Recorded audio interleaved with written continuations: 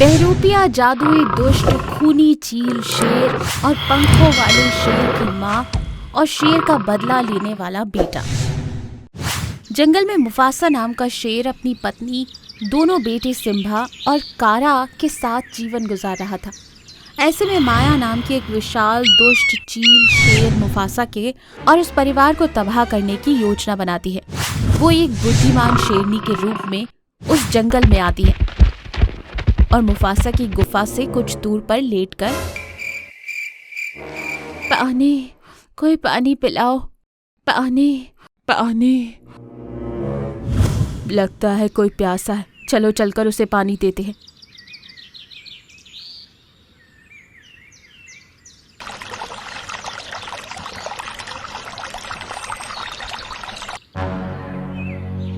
तुमने मेरी प्यास बुझाकर मेरी जान बचाई, तुम्हारा बहुत बहुत शुक्रिया।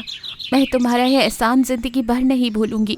मैंने तुम्हें पहले यहाँ कभी नहीं देखा। मेरा नाम माया है, मैं कुंतल देश से आई हूँ। हमारे देश में अचानक से सूखा पड़ गया, जिसकी वजह से भोजन मिलना मुश्किल हो गया था। मैंने सुना है कि आप बहुत रहम दिल हैं, लोगों की मदद करते हैं, इसीलिए मैं यहाँ आई हूँ। आप मेरे भोजन का इंतज़ाम कीजिए, नहीं तो मैं भूख से मर जाऊंगी। माया के कहते ही सिम्बा माया के लिए भोजन का इंतज़ाम करता है।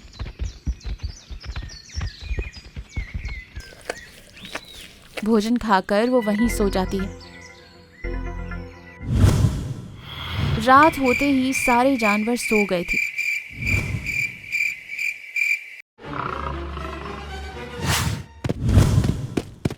माया एक विशाल चील शेर के रूप में बदलकर मुफासा को खाकर वो जैसे ही कारा को पकड़कर इधर उधर देख रही थी कि तभी नाला सिम्बा को लेकर वहां से भाग निकलती है।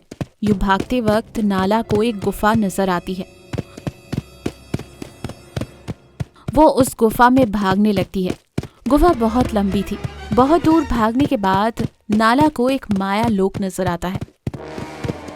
वहां का राजा अधीर नाम का बाघ और जादुई बाघ भेड़िया जीवन गुजार रहे थे। मैं कहाँ हूँ? मेरा बच्चा कहाँ है?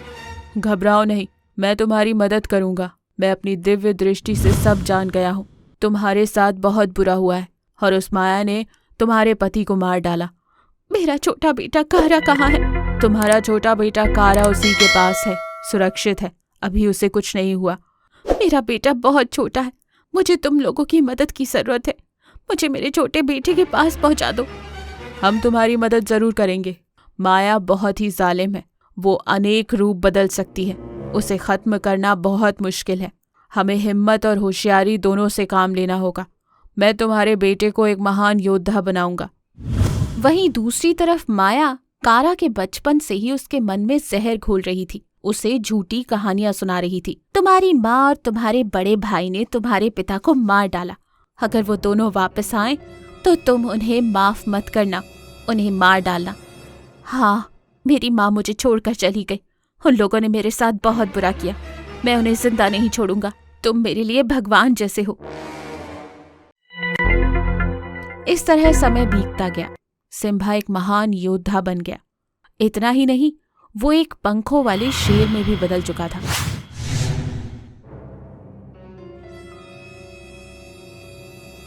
सिम्बा एक विशाल पंखों वाले शेर में बदलकर अपनी माँ को लेकर माया से बदला लेने वापस आता है। माया कारा का रूप धारण करके उसके सामने आती है। माँ, मैं कारा हूँ, तुम्हारा छोटा बेटा। तुम मुझे छोड़कर इतने साल कहाँ चली गई थी? मेरे बेटे, तुम कितने बड़े हो गए हो। मैं तुम्हें छोड़कर नहीं गई थी। उस दुष्ट माया ने तुम्हारे पिता को मार डाला और तुम्हें मुझसे दूर कर दिया।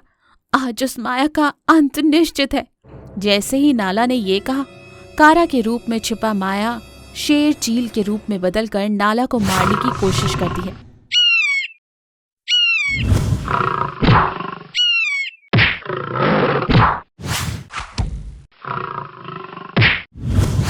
लेकिन तुरंत सिम्बा माया से लड़कर उसे मार डालता है। लेकिन तभी वहां कारा आता है। तुम लोगों ने मेरे पिता को मार डाला। अरे तुम कैसी माँ हो? अपने मासूम बच्चे को अकेला छोड़कर चली गई। माया ने मुझे पाला पोसा और आज तुम लोगों ने उसे भी मार डाला। आखिर तुम लोग वापस क्यों आए? कारा के ये कहते ही नाला अपने बेटे को सारी सच्चाई बताती है। सच्चाई को जानकर कारा अपने भाई और माँ के साथ खुशी खुशी जीवन गुजारने लगा। कौन सच्चा है कौन बुरा है, इस बात का फैसला सोच समझकर करना चाहिए।